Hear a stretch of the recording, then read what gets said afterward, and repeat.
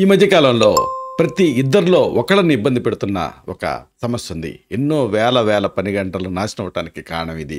అలాగే మానసికమైనటువంటి ఆందోళనకి కూడా ఒక కారణం. ఇదే వెన్నునొప్పి.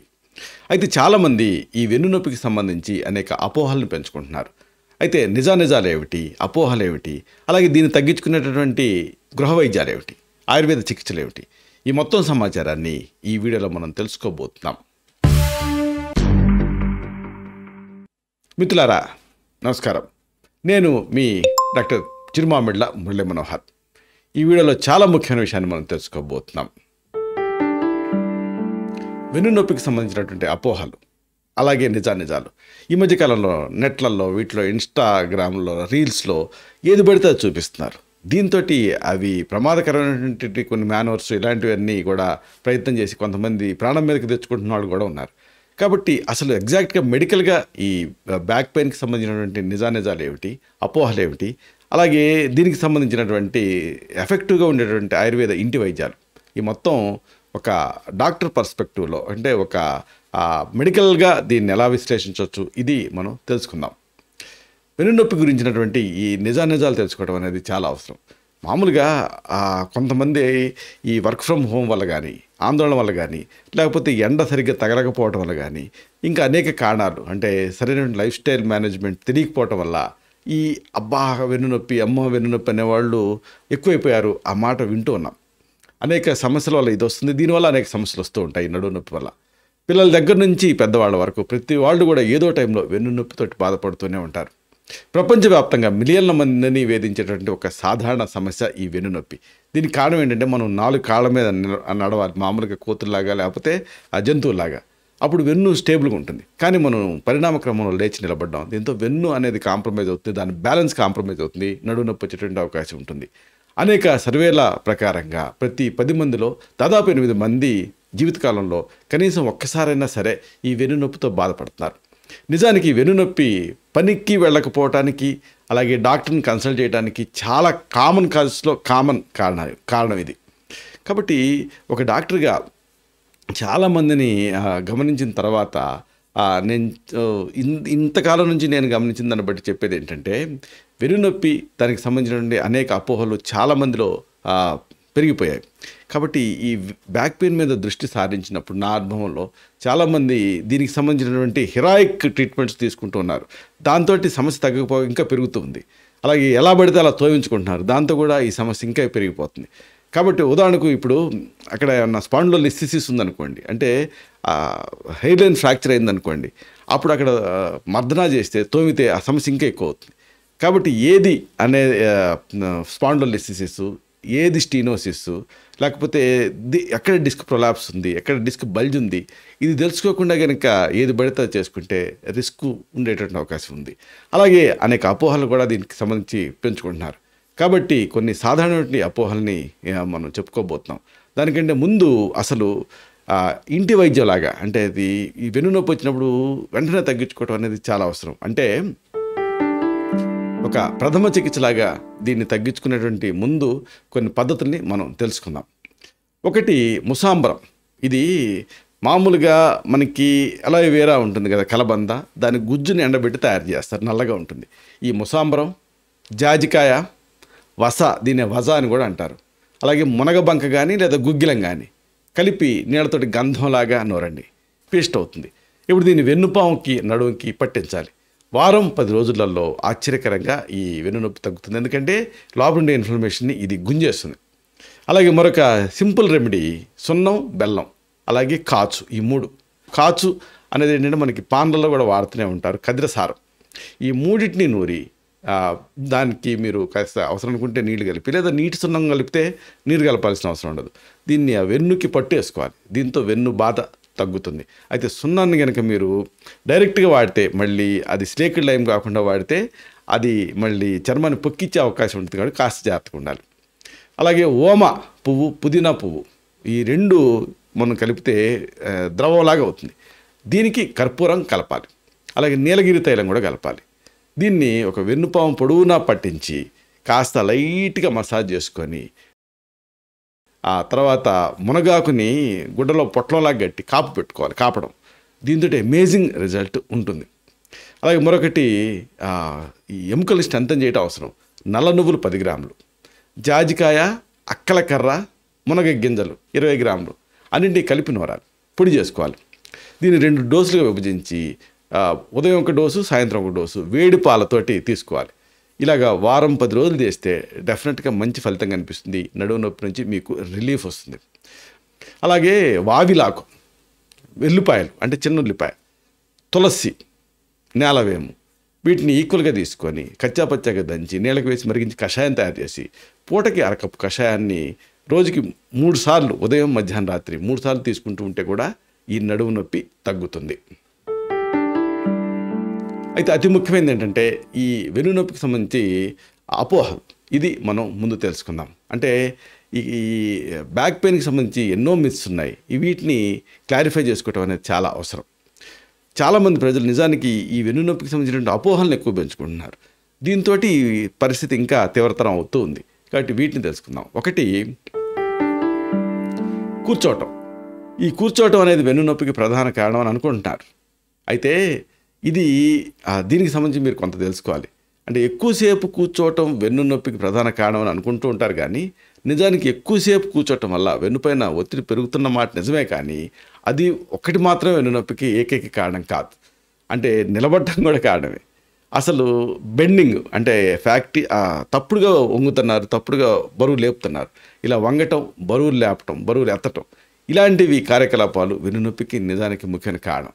ముఖ్యంగా సరైనటువంటి పాస్చర్ పర్ఫెక్ట్ అంటారు. భంగిమ లేకుండా కూర్చోవటం అంటే వంగి కూర్చోవటం, లేదా ఇట్లా థింకర్ పొజిషన్లో కూర్చోవటం, ఈ కుర్చీ సరిగ్గా లేకపోవటం ఇలాంటి వాటి వల్ల కూడా వెన్ను నొప్పి వస్తుంటుంది. కాబట్టి కూర్చోవటం కంటే కూర్చునే విధానం, అలాగే జీవనశైలి ఇవి వెన్ను నొప్పికి ప్రధానమైన కారణాలు. అలాగే వెన్ను నొప్పికి ఎప్పుడు కూడా సర్జరీయే అవసరం అని అనుకుంటూ ఉంటారు. అంటే ఇక భరించలేను, ఇంక చేయించేసుకుందాం అని తొందరపడిపోతూ ఉంటారు. అయితే ఇక్కడ కూడా జాగ్రత్తగా ఉండాలి. ఇది నిజానికి ఒక పెద్ద అపోహ. చాలా సందర్భాలలో వెన్ను నొప్పికి సర్జరీ అంటే శస్త్రచికిత్స అవసరం ఉండదు. ఫిజికల్ ఎక్సర్సైజ్ అంటే వ్యాయామాలు, అలాగే ఫిజికల్ థెరపీ అంటే కాపడాలు పెట్టుకోవటం లాంటివి, అలాగే యాంటీ ఇన్ఫ్లమేటరీ నేచర్ ఉండేటువంటి ఆయుర్వేద మూలికలు, మందులు ఉంటాయి. ఉదాహరణకు గుగ్గిలం ఇలాంటివి. అలాగే ఇంకా అతి ముఖ్యంగా పంచకర్మలు అంటే వస్తికర్మ ఇట్లాంటివి చేస్తుంటాం, ఎనిమా లాంటి పద్ధతులు. వీటి ద్వారా ఈ వెన్ను నొప్పిని చాలా ఎఫెక్టివ్గా తగ్గించవచ్చు. ట్రీట్మెంట్లో ఈ శస్త్రచికిత్స అంటే సర్జరీ అనేది తీవ్రమైన సందర్భాల్లో లాస్ట్ ఆప్షన్ కిందనే అనుకోవాలి. అంటే ఇక నొప్పి తీవ్రంగా ఉండి ఇక మలమూత్రాల మీద కంట్రోల్ పోతుంది అనుకున్నప్పుడు, లేదా కాలు ఎగిరెగిరి పడుతుంది అనుకున్నప్పుడు, అలాంటి మామూలు ఏ ట్రీట్మెంట్కి స్పందించకపోతే, లేకపోతే విపరీతంగా ఆ నరాల మీద ఒత్తిడి పడుతూ ఉంటే అప్పుడు ఈ శస్త్రచికిత్స గురించి లేదా సర్జరీ గురించి ఆలోచించాలి. అలాగే మరొక ముఖ్యమైన అపోహ ఏంటంటే వెన్ను నొప్పి ఏదో తీవ్రమైన సమస్యకి సంకేతం అని భయపడిపోతూ ఉంటారు. ఇది పూర్తిగా అపోహ. చాలామంది వెన్ను నొప్పి అండంతోనే డిప్రెస్ అయిపోతారు, పెద్ద జబ్బు కింద అనుకుంటూ ఉంటారు. అంటే అలా అనిపిస్తుంది. ఆ తిమ్మిరి అవన్నీ ఇంకేముంది, నాకు ఏదో తీవ్రమైనటువంటి జబ్బు లోపల ఉందనుకుంటూ ఉంటారు. నిజానికి ఇలాంటి ఈ వెన్ను నొప్పులు అనేవి తీవ్రమైనటువంటి ఆరోగ్య సమస్యల వల్ల రావు. కండాల మీద ఒత్తిడి పడ్డా, లెగమెంట్లు బెణికినా, లేకపోతే డిస్క్ సమస్యలు ఉన్నా, ఇలాగ ఈ సాధారణ కారణాల వల్లనే వెన్ను నొప్పి వస్తూ ఉంటుంది. చాలా సందర్భాల్లో నొప్పి కొన్ని వారాల్లో తగ్గిపోతుంది. అయితే నొప్పి తీవ్రంగా ఉంటే జ్వరం, అలాగే బరువు తగ్గటం, కాళ్ళలో తిమ్మిరి లేదా బలహీనత ఇలాంటి లక్షణాలు ఉంటే మాత్రం అప్పుడు అప్రమత్తం అవ్వాలి, వైద్య సలహా తీసుకోవటం అవసరం. అయితే అసలు పథోఫిజియాలజీ ఏమిటి, వెన్ను నొప్పి వెనక ఉండేటటువంటి శాస్త్రం ఏమిటి, ఇది తెలుసుకుంటే మీకు అనవసరమైన అపోహలకు తావు ఉండదు. వెన్ను నొప్పిని అర్థం చేసుకోవడానికి వెన్నుముక్క తాలూకు నిర్మాణ శాస్త్రం, అలాగే బయోమెకానిక్స్ దీని గురించి కాస్త అవగాహన ఉండటం అనేది మీకు అవసరం. వెన్నుముక్క అనేది ఏమిటంటే 33 వెన్ను పూసలతోటి ఇది డిజైన్ అయి ఉంటుంది. ఇవి ఒకదానిపైన ఒకటి అమర్చబడి ఉంటాయి. వెన్నుపూసల మధ్య డిస్క్లు ఉంటాయి. అంటే మనం ఎట్లయితే ఈ శాండ్విచ్ అవి తినేటప్పుడు పైన ఒక బ్రెడ్ ముక్క, కింద ఒక బ్రెడ్ ముక్క, మధ్యలో కూర ఎలా ఉంటుందో అలాగే డిస్క్లు ఉంటాయి. ఇవి షాక్ అబ్జార్బర్స్ కింద పనిచేస్తూ ఉంటాయి. ఈ డిస్క్లు అనేవి వెన్నుముక నరాల మూలాలని కలిగి ఉంటుంది. ఇవి శరీరం లోపల ఉండేటువంటి ఇతర భాగాలకి సంకేతాలను పంపుతూ ఉంటాయి. అలాగా మెడలో ఈ డిస్కులు అరిగాయి అనుకోండి, అప్పుడు చేయి తిమ్మిరి అనిపిస్తుంది. వెన్నులు అరిగింది అనుకోండి, కాలు తిమ్మిరిగా అనిపిస్తుంటుంది. అంటే సయాట్రికా ఇలాంటివి అన్నమాట. అయితే అతి ముఖ్యమైన ఒక విషయం ఉంది. ఈ వెన్ను నొప్పికి సాధారణ కారణాలు ఏమిటి, ఇది తెలుసుకోవటం అనేది అవసరం. ఒకటి కండరాల మీద ఒత్తిడి పడటం, మజిల్ స్ట్రెయిన్, అంటే బరువులు ఎత్తటం, ఎక్సర్సైజ్ తప్పుగా చేయటం, లేదా ప్రమాదవశాత్తు ఈ కండరాలు సాగటం, ఇలాంటి వాటి వల్ల ఈ వెన్నునొప్పి అనేది వస్తూ ఉంటుంది. అలాగే రెండోది డిస్క్ హెర్నియేషన్. హెర్నియా అంటే బయటకు చొచ్చుకు రావటం, అంటే వెన్నుపూసల మధ్య ఉండేటువంటి ఆ డిస్క్ దెబ్బతింటం కానీ, లేదా జారటం కానీ, జారి నరం మీద ఒత్తిడి కలగజేయటం కానీ వెన్నుపాము మీద, అప్పుడు ఈ నొప్పి వస్తూ ఉంటుంది. అలాగే మూడోది ఆర్థరైటిస్, అంటే వెన్నుపూసల అవి కూడా కీళ్ళే కదా, అక్కడ ఏదైనా ఇన్ఫ్లమేషన్ ఉంటే అప్పుడు ఈ నొప్పి రావచ్చు. అలాగే స్కోలియోసిస్, అంటే వెన్నుముక వంకరగా ఉండటం వల్ల కూడా ఈ నొప్పి వచ్చే అవకాశం ఉంటుంది. అలాగే ఎముక అనేది ఛిద్రయుక్తంగా మారటం, అంటే బోలు ఎముకల వ్యాధి అంటామే, ఆస్టియోపొరోసిస్. దీంట్లో ఎముకలు బలహీనపడతాయి, దీంతో వెన్నుపూసలు విరిగిపోతాయి, స్పాంటేనియస్గా స్పాండిలోలిసిస్ లాంటివి వస్తాయి, దీంతో వెన్నునొప్పి వచ్చే అవకాశం ఉంటుంది. అలాగే జీవనశైలి కారకాలు కూడా, లైఫ్ స్టైల్ ఫ్యాక్టర్స్, అంటే సరైన భంగం ఉండదు, ఎర్గానమిక్స్ తెలియదు, మానసిక ఒత్తిడి, కండరాలు బిగుసుకుపోవటం, ఇలాంటి లైఫ్ స్టైల్ కాజెస్ కూడా వెన్నునొప్పికి ముఖ్యమైన కారణాల కింద ఉంటూ ఉంటాయి. అయితే ఎఫెక్టివ్గా ఉండేటటువంటి స్ట్రాటజీస్ ఏమిటి? వెన్నునొప్పిని మేనేజ్ చేయడం అనేది చాలా ముఖ్యం. ఇది తెలుసుకోవటం అనేది అవసరం. వెన్నునొప్పిని తగ్గించుకోవడానికి చాలా మార్గాలు ఉన్నాయి. వాటిలో కొన్ని ఏమిటంటే, ఒకటి యాక్టివ్గా ఉండాలి, చురుగ్గా ఉండాలి, అలాగే ఎక్సర్సైజులు చేస్తూ ఉండాలి. నొప్పి ఉన్నప్పటికీ చురుగ్గా ఉండటం అనేది చాలా అవసరం. మీరు నడవచ్చు, అలాగే బెస్ట్ ఎక్సర్సైజ్ ఏంటంటే ఈత కొట్టవచ్చు, యోగా, ఇలాగ తేలికపాటి ఎక్సర్సైజులు వెన్నునొప్పిని తగ్గించడానికి సహాయపడతాయి. ఎక్సర్సైజ్ కండరాన్ని స్ట్రెంథన్ చేస్తుంది, అలాగే వెన్నునొప్పిని నివారిస్తుంది. అన్నిటికి మించి సాగదీయటం, అలాగే స్ట్రెంథన్ చేసేటువంటి ఎక్సర్సైజ్ చాలా ముఖ్యం. జంతుజాలాలు కూడా అందుకే చాలాసేపు కూర్చున్న తర్వాత సాగదీస్తాయి శరీరాన్ని, మనం కూడా అలాగే చేయాలి. స్ట్రెచింగ్ ఎక్సర్సైజ్, వెన్ను అలాగే మెయిన్గా ఈ కడుపు కండరాలు గట్టిగుంటే నడుంకి సపోర్ట్ చేస్తాయి, అందుకని కడుపు కండరాలని స్ట్రెంథన్ చేసేటువంటి ఎక్సర్సైజ్లు కూడా చాలా ముఖ్యం. వెన్నునొప్పికి అబ్డామినల్ మజిల్స్ని స్ట్రెంథన్ చేయడం అవసరం, కాబట్టి దీనికి స్పెసిఫిక్ ఎక్సర్సైజెస్ ఇవి ఉంటాయి. వీటిని మీరు సాధన చేస్తే అప్పుడు ఈ వెన్నునొప్పి ఇబ్బంది పెట్టకుండా ఉంటుంది క్రానిక్గా. ఏదేమైనా అనేక రకాల అంశాల వల్ల వెన్నునొప్పి వస్తూ ఉంటుంది. చెప్పుకున్నాం కదా, స్టీనోసిస్, అలాగే స్పాండిలోలిస్థెసిస్, ఇంకా హెర్నియేషను, ఇంకా మజిల్ స్ట్రెయిన్, ఇలా అనేక కారణాల వల్ల ఇది వచ్చే అవకాశం ఉంటుంది. కాబట్టి ఎగ్జాక్ట్ కాజ్ ఏమిటి, ఎలాంటి స్ట్రాటజీస్ మీరు అవలంబించాలనే దానికి వైద్య సలహా తీసుకోవడం అనేది ఎప్పుడూ కూడా అవసరం. అలాగే ఫుడ్, ఇంకా లైఫ్ స్టైల్ కూడా, ఇది కూడా చాలా ముఖ్యం. ఆరోగ్యకరమైన ఆహారం తీసుకోవాలి, బరువుని కూడా కంట్రోల్లో పెట్టుకోవాలి, స్మోకింగ్ చేయకూడదు, ఆల్కహాల్ వద్దు. ఇవన్నీ కూడా ఈ వెన్నునొప్పిని తగ్గించడానికి సహాయపడతాయి. అన్నిటికి మించి వేడి, అలాగే చల్లటి treatments, hot and cold therapies అంటారు. నొప్పి ఉన్న ప్రదేశంలో వేడి కాపడం పెట్టుకోవాలి, లేదా చల్లటి కాపడం పెట్టుకోవాలి, మార్చి కూడా చేయొచ్చు. దీంతో బ్లడ్ ఫ్లో పెరుగుతుంది, మీకు సమస్య తగ్గుతుంది. అలాగే కొన్ని ప్రత్యేకమైన ఔషధాలు ఉంటాయి, చెప్పుకున్నాం కదా, కొన్ని ఆయుర్వేదిక్ మెడిసిన్స్, ఉదాహరణకు మహావాత విధ్వంసన రస్సు, వాత చింతామణి రస్సు, ఇంకా మహారాష్ట్రాది కాడ, అలాగే గుగ్గులు బేస్డ్ మెడిసిన్స్, ఉదాహరణకు యోగరాజు గుగ్గులు లాంటివి.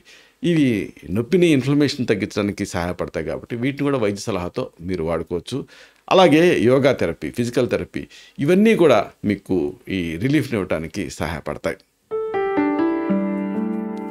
ఇక దీనికి సంబంధించి ఆయుర్వేద గృహ వైద్యాలు కూడా ఉన్నాయి, అంటే మీ వంటగది వైద్యాలు అని చెప్పుకోవచ్చు.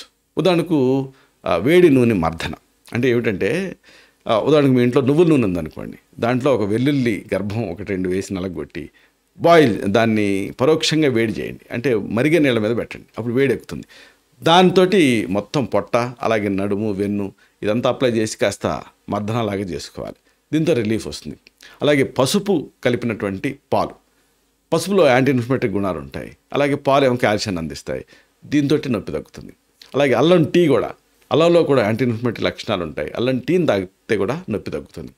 అలాగే యోగాసనాలు, కొన్ని పర్టికులర్ యోగాసనాలు మీరు రెగ్యులర్గా చేస్తూ ఉంటే నొప్పి తగ్గడానికి ఇవి సహాయపడతాయి. అయితే వైద్య సలహా తీసుకోవటం అవసరం. అలాగే ప్రత్యేకంగా పంచకర్మ చెప్పుకున్నాం కదా, ఇది ఆయుర్వేదంలో ఒక ప్రత్యేకమైన చికిత్సా విధానం. ఇది వెన్నునొప్పికి నాన్ ఇన్వేజివ్ థెరపీ లాగా పనిచేస్తుంది.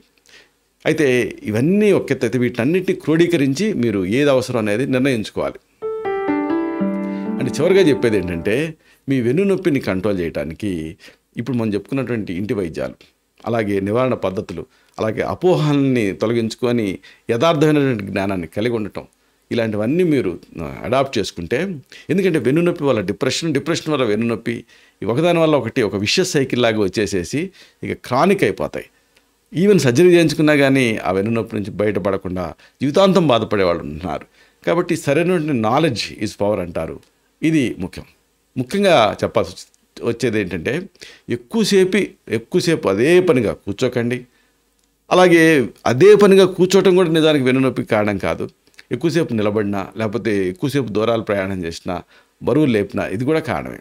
కాబట్టి ఇంకొక ముఖ్యమైన విషయం ఏంటంటే వెన్నునొప్పికి ఎప్పుడు కూడా సర్జరీయే సమాధానం కాదు, ఆల్టర్నేటివ్ పద్ధతులు ఉన్నాయి. అలాగే ఈ వెన్నునొప్పులు తీవ్రంగా ఉన్నప్పుడు అది ఏదో అంతర్గత వ్యాధికి వ్యక్త లక్షణం ఏం కాదు. అది చాలా సందర్భాలలో సింపుల్ కాజెసే కంట్రిబ్యూట్ చేస్తూ ఉంటాయి. అన్నిటికీ మించి చురుగ్గా ఉండటం, ఎక్సర్సైజ్ చేయటం అనేది చాలా ముఖ్యం. దీంతో ఈ వెన్నునొప్పి తగ్గుతుంది. వెన్నునొప్పి కనుక మరీ తీవ్రంగా ఉంటూ 2-3 వారాలలో తగ్గకపోతే అప్పుడు మాత్రం వైద్య సలహా తీసుకోవటం అనేది అవసరం. ఇలాగా వెన్నునొప్పి ఉన్నప్పుడు టెన్షన్ పడకండి, కంగారు పడకండి. దానికి దారితీసే కారణాన్ని లాజికల్గా ఆలోచించండి. అలాగే లైఫ్ స్టైల్ మోడిఫికేషన్స్ చేసుకోండి. ఈ ఇంటి వైద్యాలు కూడా మీకు సహాయపడతాయి. అయినప్పటికీ మీకు కంటిన్యూ అవుతుంటే అప్పుడు మీకు మాత్రమే ప్రత్యేకమైన ఆయుర్వేదిక్ మెడిసిన్స్ని లేదా కొన్ని ప్రత్యేకమైన థెరపీస్ని సజెస్ట్ చేయాల్సి ఉంటుంది. ఇలాంటి మరిన్ని ఇన్ఫర్మేటివ్ వీడియోస్ కోసం ఈ ఛానల్ సబ్స్క్రైబ్ చేసుకోండి. అలాగే వీడియోలు అప్లోడ్ అవడంతోనే ఆ విషయం మీకు తెలియాలనుకుంటే బెల్ బటన్ క్లిక్ చేయండి.